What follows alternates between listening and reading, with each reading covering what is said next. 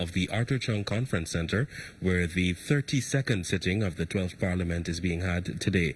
And joining me for a brief discussion will be Minister of Parliamentary Affairs and Governance, Honorable Gail Teixeira. Thank you so much for being here. All right. I want us to talk specifically about some comments that we would have seen coming out from the leader of the opposition, or that side of the House, where they would have been making some allegations. Specifically, and I want to quote here, the claims of the government hijacking Parliament in today's Private Members' Day. Could you give us in context what Private Members' Day is, the procedure of how this is done, and specifically responding to that allegation? Well, first of all, every fourth sitting is available to the private members. Now, private members don't only mean members of Parliament of the opposition. It could mean backbenchers of the government side as well. So a private member is a non-ministerial member of Parliament. And so every fourth sitting, that is the time for the private members' business. But as normal, according to the standing orders, you have to submit. There are procedures you follow. You submit questions, you submit motions, you can submit an adjournment motion on a matter of urgent public matters. You can raise questions without notice with the approval of the Speaker. So there are procedures that govern both the days that government business is precedent and when private members' business is precedent. And what is rather interesting is when the APNU, AFC, PNC has been in opposition, they've been rather delinquent about using that date to submit things on time. When we were in the opposition, we tried as much as possible on Private Members' Day to have motions in advance submitted, questions in advance, and so we were very proactive as an opposition to use the fourth sitting to our advantage. However, in this case, we broke on August the 9th. And between August the 9th and today, the opposition has not tabled one motion, one question without notice, no bill, because in fact a private member can actually bring a bill to Parliament. Nothing has been submitted. And then Mr. Harmon discovers that there's Congress in a week's time. So he's got to say something. He's got to look as if he is a leader. And so he's using the occasion of this Parliament sitting on the 13th to try to whip up supporters' sympathy from his supporters. He very well knows. He's been a parliamentarian, from 2012. He knows that you can't put something on the order paper that doesn't exist. So there's nothing to be put on. He refers to two motions that the House dealt with already. One on the gas line, the flaring, and the other one on the the West Coast Berbice disturbances. Both were put aside by the Parliament, by the Speaker, as sub judice, which is what the standing orders say. So you can't touch those two motions. They're on the order paper, asterisks, but they're sub judice. And so he knows that, but he's grandstanding. And so this is a reflection more of the lethargy, the unpreparedness, the disorganization of the APNU, AFC, PNC, outside of Parliament and inside of Parliament, actually. So they had a grand opportunity, August 9th to now, to table all sorts of things. And some would require 12 days, some would require 21 days, some could be done with permission of the Speaker if it's an urgent public matter of importance. Mr. Harmon has done no preparation as the leader of the opposition, nor has his members, but now comes to the public and says, we are victims. We are being silenced and by the government and we're being hijacked. We haven't done anything of the kind. We have our business to do. And we have our agenda to finish by the end of this year. We have brought the supplementary financial paper today. It will be debated on Thursday the 16th. We are bringing on Thursday the local content bill and the natural resources bill. Those will be discussed December 29th. So we have our agenda. We have other bills on the agenda that are tabled today, and some others will be tabled on Thursday. So this issue that we have hijacked, we're doing our business. This is what government does. If they are incompetent and ineffective and inept at doing their job, we can't do it for them, nor can the Speaker or the Clerk. But as I said, it is Congress on Saturday, so everyone's going to try their line about who is a greater victim than the other, you know, to win sympathy at their Congress. I guess that's what the line is. But you can't, the Speaker nor the Clerk can manufacture things that don't exist just because they happen to be opposition. And as I said, the experience I've had in the Parliament is when they're in opposition, many times they miss the fourth day because they haven't done their homework before.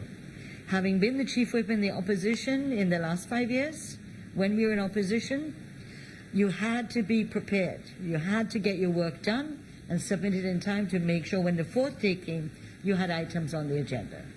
And that's your job as an opposition. Yeah. So I hope that's clarified the issue. Yes, thanks for that, Minister.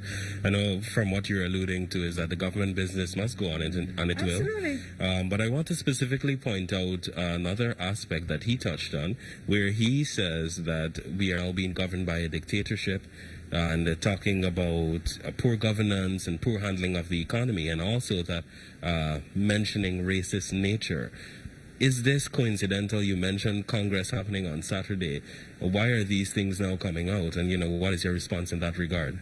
Well, it seems to be that Mr. Burke seems to be guiding the PNC from overseas.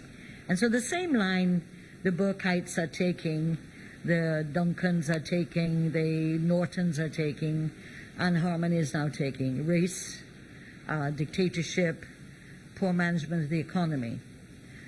Except they must remember that their greatest sin for Guyana, the greatest sin they ever committed in Guyana, is that they've repeatedly rigged elections in 68, 73, 80, 85, and that they attempted again in 2020 to hijack the elections.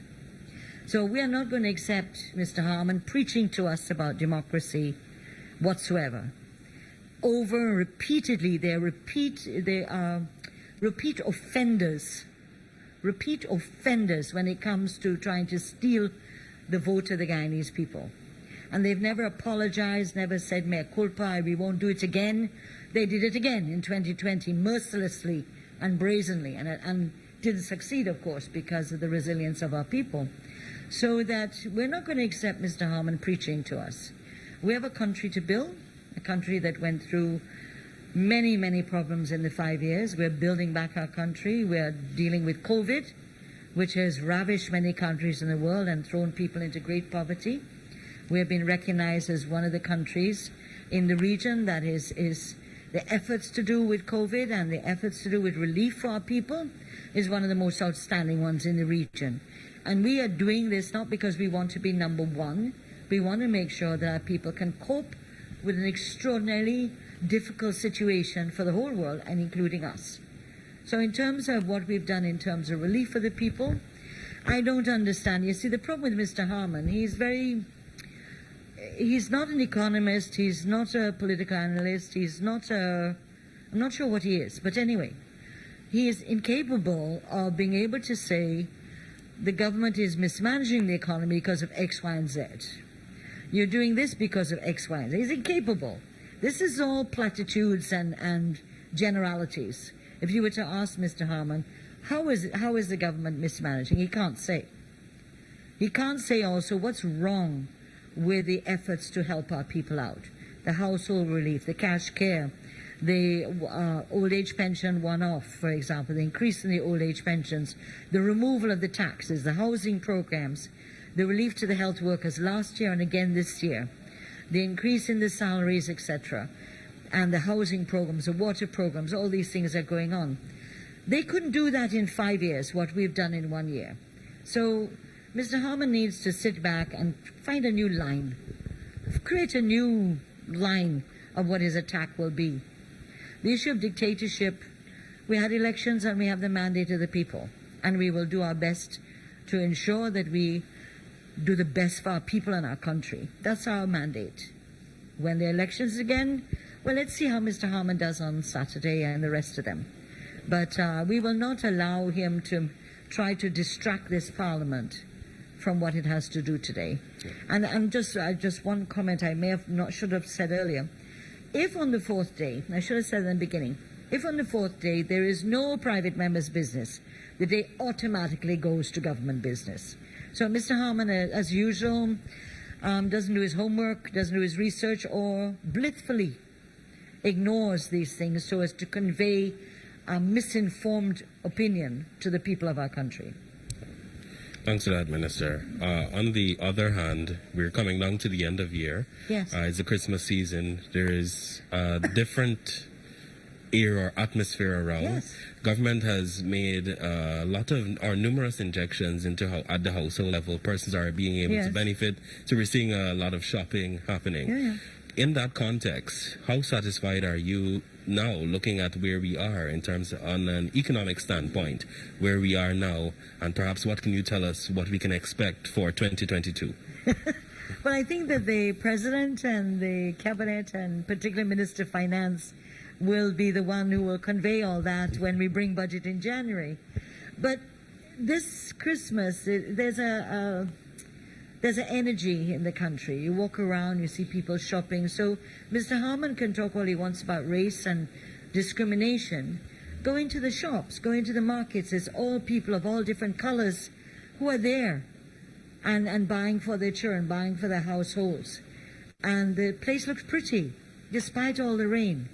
That the lighting going up and everything is to raise our spirit, to raise us, make us feel more positive about the future, because we've had a rough 5 years, and last year was the one that really showed what kind of people we're made of, and what is it we're made of, and we're made of strong stuff, let me tell you that. And so it's time now for us to have a little festivity and beauty around us, and we deserve that as a people. And so Mr. Harmon can, you know, what they say, Tommy Tucker sitting in the corner sucking his thumb. Is that the right one? I got a little bit old for nursery rhymes, but, you know, that's my image of him right now. Okay, thank you. Minister, thank you so much for taking time out to be here. But are there any final comments you'd like to leave with us at this time? Specifically today, what can we expect to be happening in today's sitting?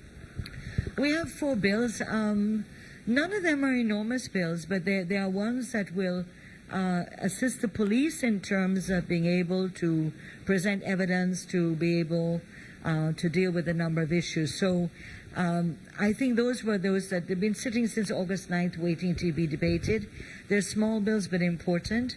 And as I said, Thursday is the day when a lot of more things will come in. So the supplementary financial paper, I'm sure, will be the big issue, and I hope Mr. Harmon is prepared to debate it, because those are the estimates under the supplementary financial paper.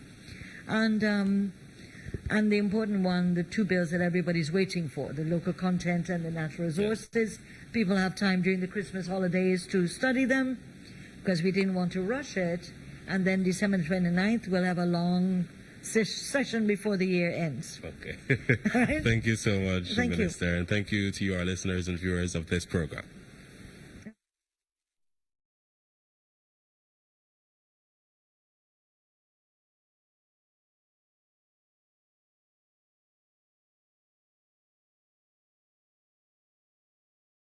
With humble hearts and heads bowed down, in thanks for each new day of toil.